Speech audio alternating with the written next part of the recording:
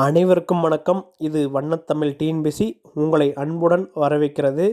இன்றைய வகுப்பில் பொறுத்த வரைக்கும் நம்ம TNPSC group 2, group 2A, group 4 புதிய பாடத்திட்டத்திலிருந்து, அதாவது பொதுத்தமிழ் பகுதியில் புதிய பாடத்திட்டத்திலிருந்து அழகு 2ன்னு ஒரு டாபிக் இருக்குது. அதில் வந்து பொறுத்த வரைக்கும் சொல்லகராதின்னு சொல்லிட்டு 15 கேள்வி கேட்பாங்க. அந்த சொல்லகராதிக்குள்ளே பொறுத்த வரைக்கும் ஒரு பொருள் தரும் பல சொற்கள் அப்படின்னு ஒரு தலைப்பு இருக்குது. அந்த தலைப்பிலிருந்து பார்க்கலாம் இன்றைக்கி. அதில் வந்து பொறுத்த வரைக்கும் காடுக்கு வந்து பொறுத்தினா ஒரே ஒரு பொருள் தான் தரும். அதுக்கு வந்து பல சொற்கள் இருக்குது. என்னென்ன இருக்குதுன்னு பார்க்கலாங்களா? பாருங்கள், காடுனா என்னென்னு சொல்லலாம். கான்னு சொன்னாக்களையும் காடு தான், கால் அப்படின்னு சொன்னாலையும் காடு தான், கான் அப்படின்னாலையும் காடு தான், கானகம் அப்படின்னாலையும் காடு தான் பொருள் தரும்.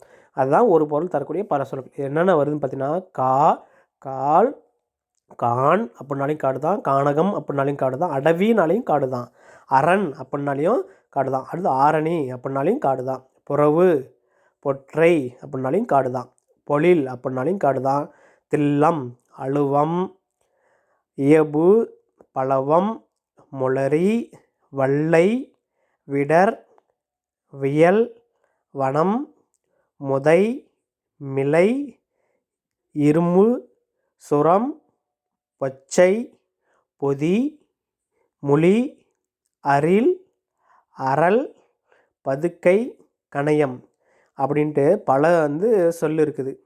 இதுக்கெல்லாம் இந்த பல சொல்லும் சேர்ந்து என்ன பண்ணுதுன்னா ஒரே ஒரு பொருளை தான் தருது, காடுன்ற பொருளை தான் தருது.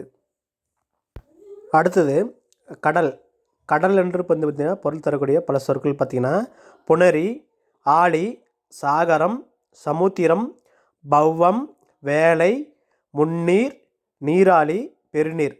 இந்த சொற்கள் எல்லாமே கடல் என்ற பொருளை தான் தரக்கூடிய பல சொற்களாகும். அடுத்ததாக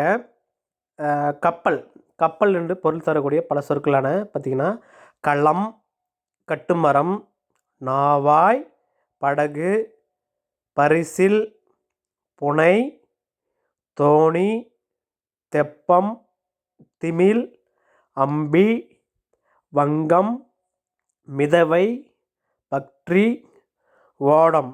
இது எல்லாமே பார்த்திங்கன்னா கப்பல் என்று பொருள் தரக்கூடிய பல சொற்களாகும். அடுத்ததாக ஆறு பொறுத்த வரைக்கும் ஆறுன்று பொறுத்த வரக்கூடிய பல சொற்களான ஓர் எண்ணையும் ஆறுன்னு சொல்கிறாங்க. இயற்கையாக இரு கரைகளுக்கு இடையில் நீர் ஓடும் பரப்பை என்ன சொல்லுவாங்கன்னா ஆறுன்னு சொல்லுவாங்க. அது இல்லாமல் வழி, ஏதாவது ஒரு வழிப்பாதை இருக்குது பார்த்திங்களா, அதையும் இப்படி ஆறுன்னு தான் சொல்லுவாங்க. அப்புறம் தனின்றையும் ஆறுன்னு சொல்லுவாங்க. இது இந்த டாபிக் பார்த்திங்கன்னா நம்மளுடைய பொதுத்தமிழ் பகுதியில் அழகு 2 சொல்லுகிற இதில் பார்த்திங்கன்னா 15 கேள்வி கேட்பாங்க. அதில் ஒரு பொருள் தரும் பல சொற்கள் அந்த டாப்பிக்கில் இந்த டாபிக் இடம்பெற்றிருக்கு. தொடர்ந்து பாருங்கள். நம்ம பிடிச்சிருந்தா சப்ஸ்கிரைப் பண்ணுங்கள், லைக் பண்ணுங்கள். நன்றி.